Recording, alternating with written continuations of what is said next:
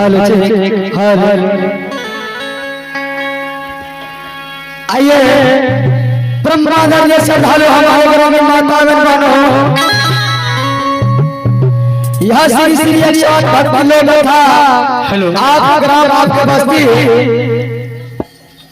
अब धर्मराज का कल से जो भक्ति चल रहा है, अभी अभी आप लोग को सेवा में छोटे मोटे भक्तराज ग्राम और वहां से चल करके आप लोग को सेवा में आए हुए हैं।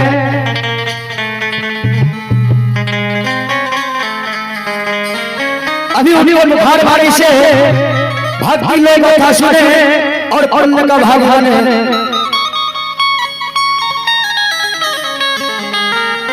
आइए सबसे पहले मैं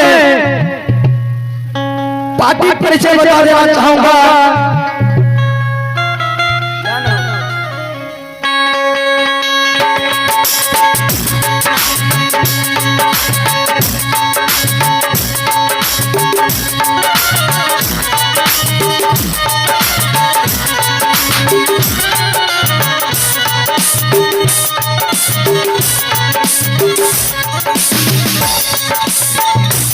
अभी डंडों से संघर्ष कर रहे हैं भाई शिवम कुमार, ग्राम राजा सर वर्षा के रहने वाले, जिला मधेपुरा।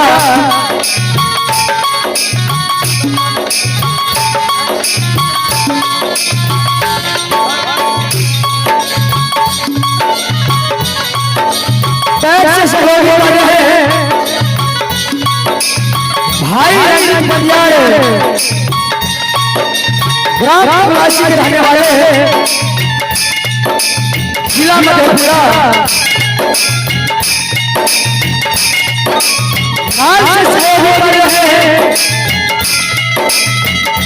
भाई शिखर कुमार ग्राम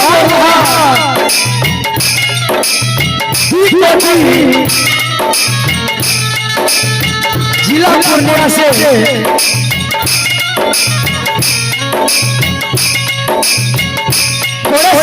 साथ हो रहे हैं। भाई के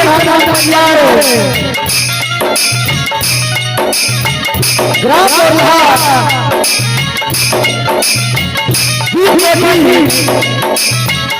जिला पूर्णिया से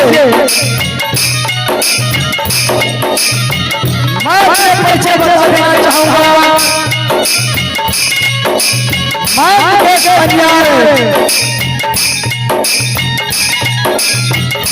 ग्राम संचालक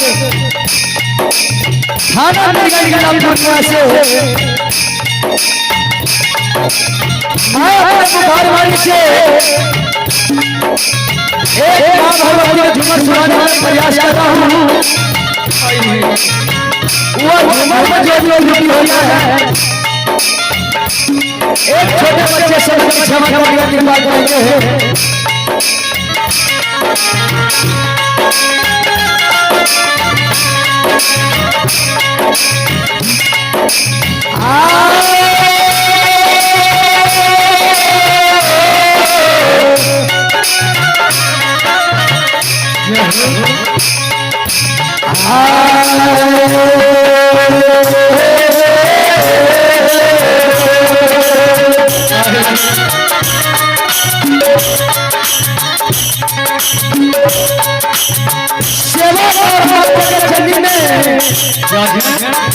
जवाब है सेवक भाई है बाजू मैया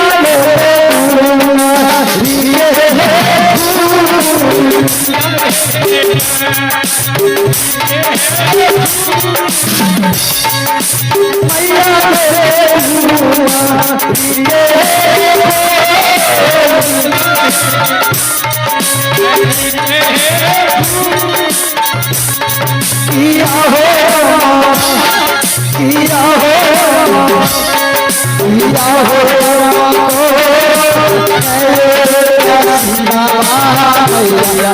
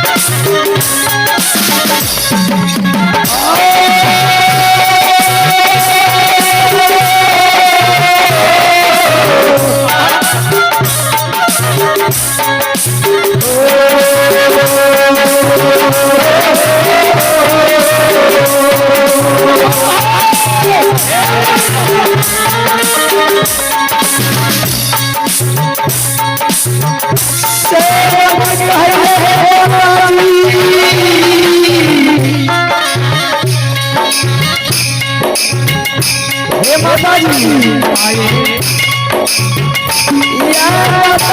हाथी के फूल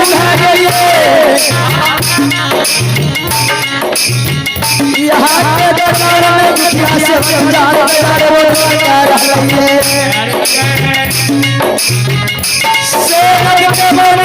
हजार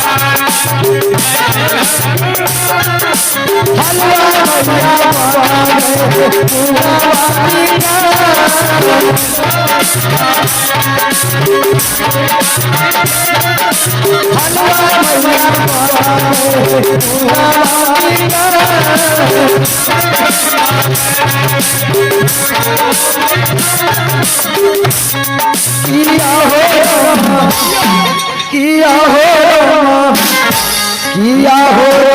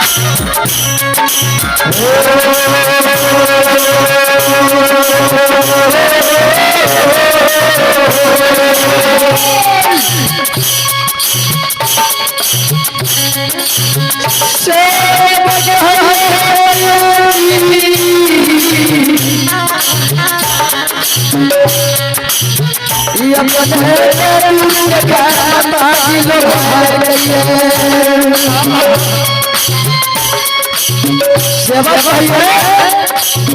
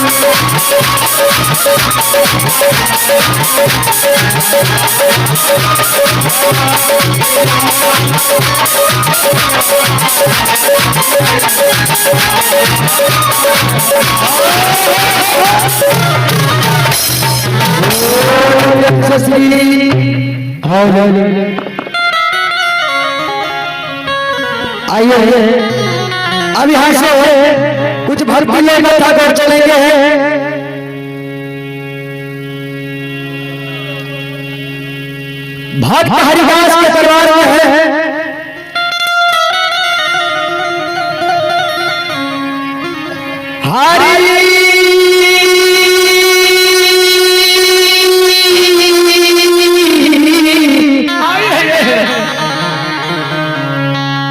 सरकार हरिदास के दरबार में जय हो।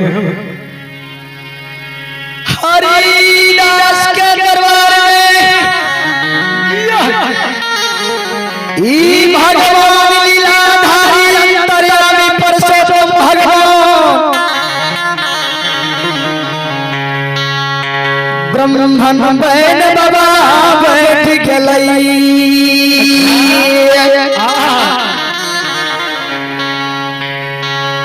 समाज बाबा धर्मराज बाबा हरिदास के रचना के लिए ब्रह्मन बैठ बाबा भगत हरिदास के दरबार में बैठ गई।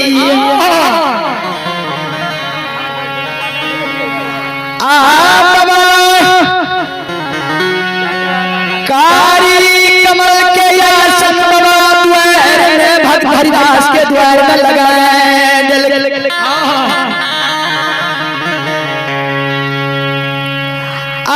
वही आसन में है समाज बाबा हो।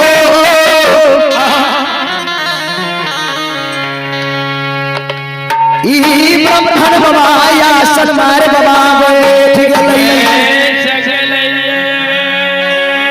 झोली से पोथी आरमान निकाल बाबा अपना जाग पर चढ़ा ले गई है। सरकार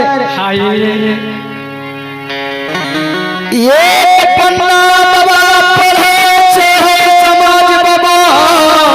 बाबा ब्रह्मण बाबा तू पन्ना भगत हरिदास के दरबार में पढ़ई।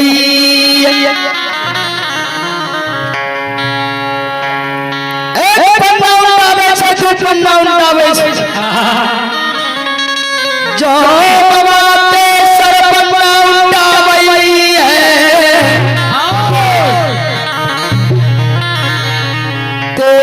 पन्ना में भगत हरिदास के नाम उच्चारण है।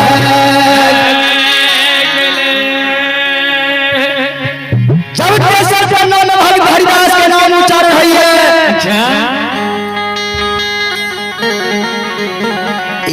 बाबा हरिदास के नाम पकड़ हर हवेली में बाबा शोर लगावई है।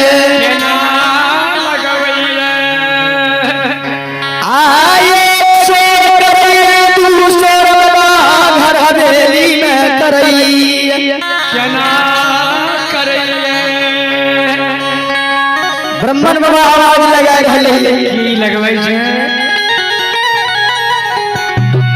कल के भारत से हरिदास भागतिया पर आइलो हमें जो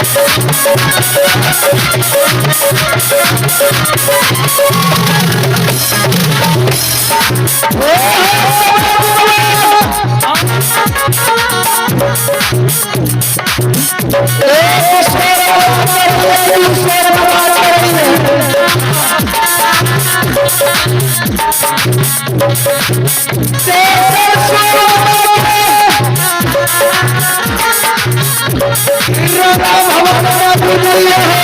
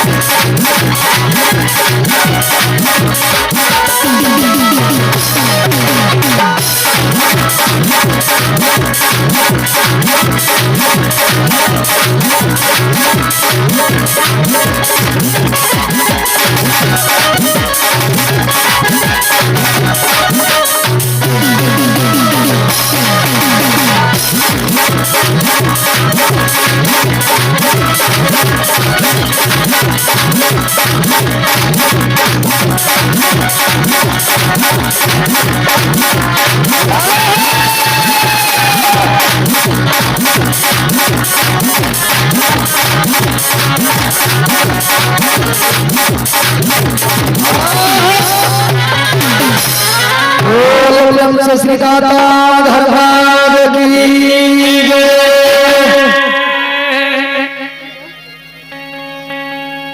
आप देखिए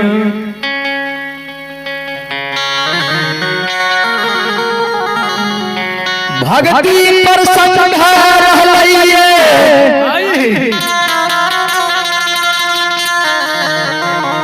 आए जगह में देखियो न घर भर के पता छे न एकर सारा कुटुंब के पता ये सब अपना अपना काम में लागल छे। राते से कह रहे हैं कि बाबा से दर्शन न भय रही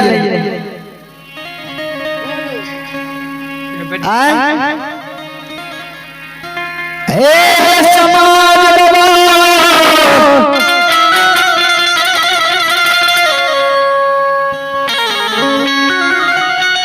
यहाँ देखिए साधारण भक्ति ले बैठा रहे एकरा सुने के लिए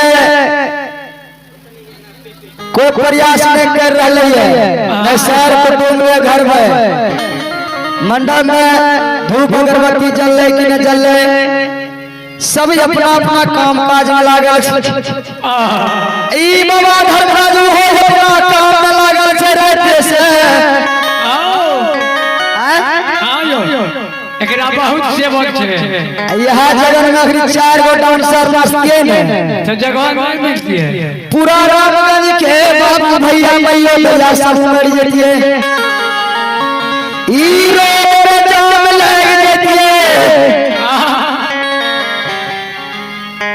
लेकिन भक्ति प्रसंग ओकरा सुनने के लिए रोड में जाम नहीं लग रहे। बोले प्रभु श्री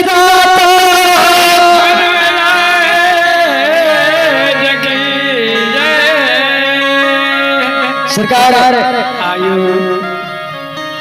हमारे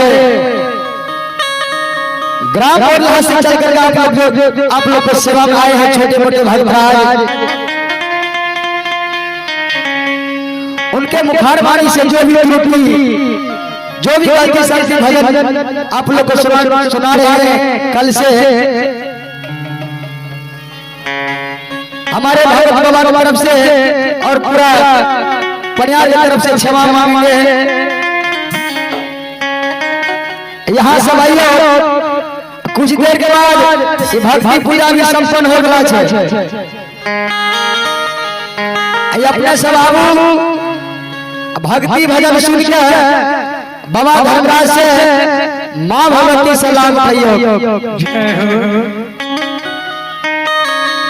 अब देखिए अपने सबके बीच में हमारे भगत बाबा ग्राम प्रधान से चल के जे लिए गणेश बाबा भगत बाबा उनके मुखारवाणी से भक्ति प्रसंग सुनने का प्रयास करें और उनका भक्ति भजन सुनकर भगवान से लाभ उठावे।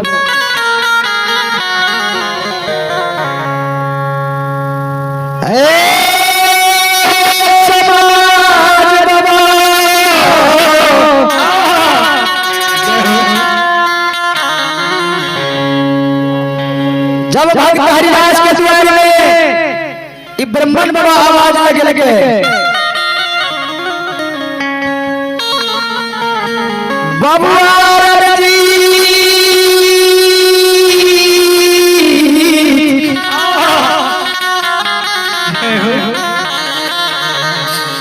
ब्राह्मण बाबा के सुन बबुआ घर से बाहर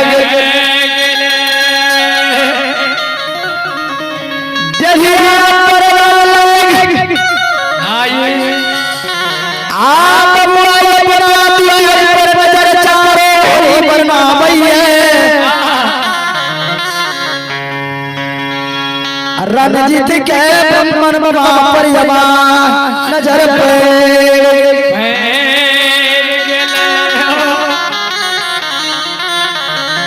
बाबा के देख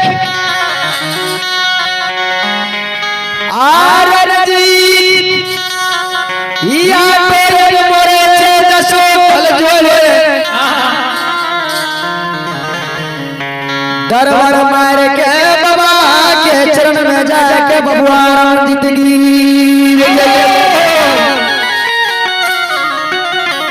सरकार आए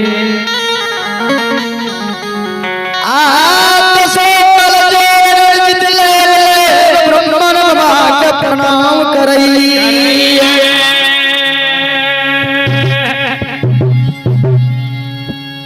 ब्राह्मण बाबा के देखे छे ई देखैया रणजीत के देख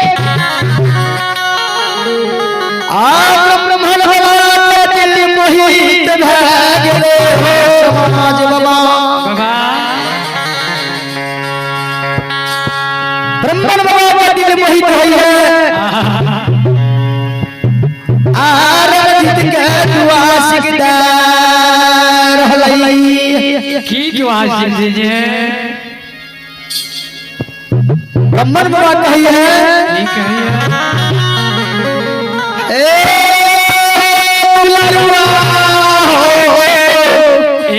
बाबू रे तोहरा भाव देखनु हमर दिल मोहित गेलो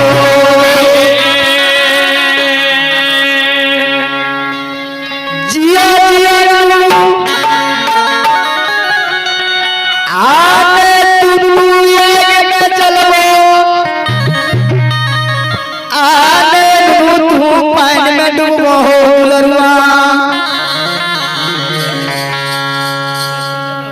रे माता पिताजी तो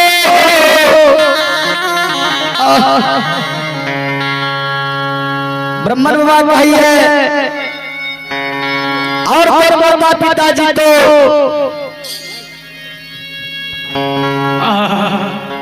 लेकिन पहले ही बात बताओ कि तोहरा नाम लागे दुलरुआ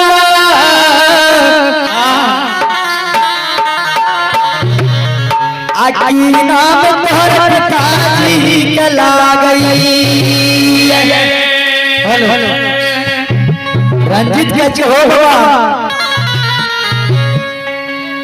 हमर माता पिता के नाम पूछे छो। हेलो हेलो रंजित कहिए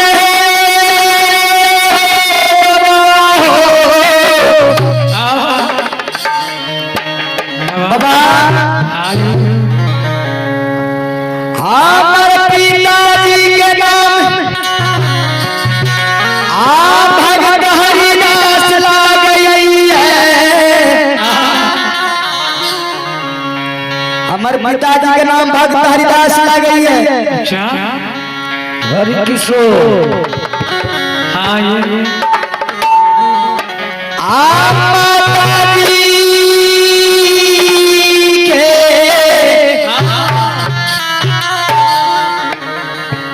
माताजी के लक्ष्मी सुहागवती हरिया गई। बाबा हमर माता ने चिट्ठी लागे छे।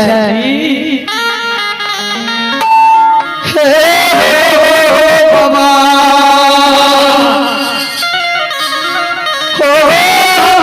माता पिता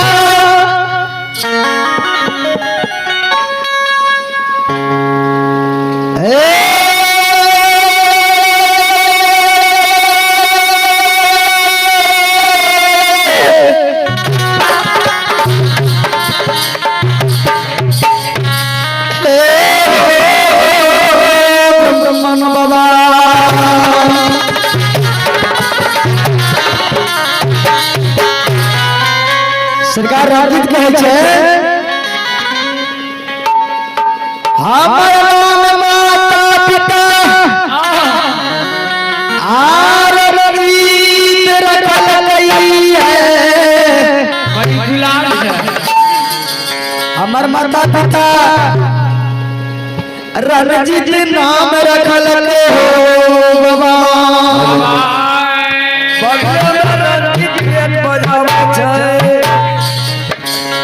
कल के रे रंजीत रे नाम सुन लू हमर दिल मोहित भए गेलो। रे तोरा दुआर में एलियै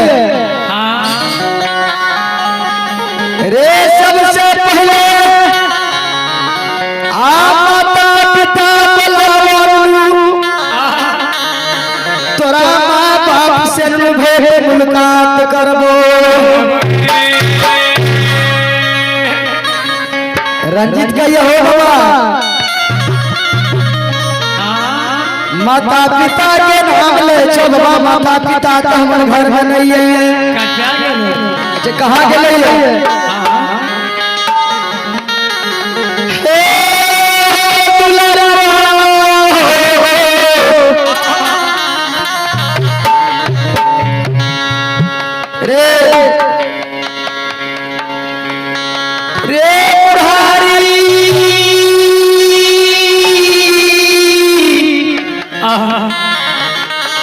बुढ़ारी देश में तोरा दुआर में एलियो।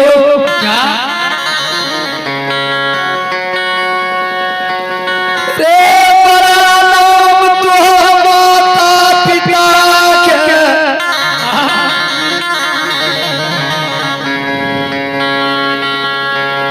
ई पटनापुर में बड़ा सुहाग सुनलियो।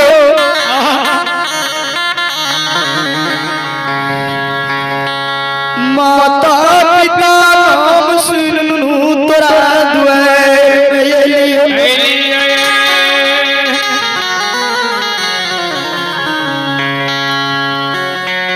रे 7 दिन 7 रात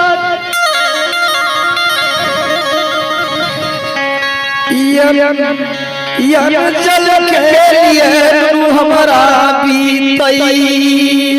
बाट में बीत गले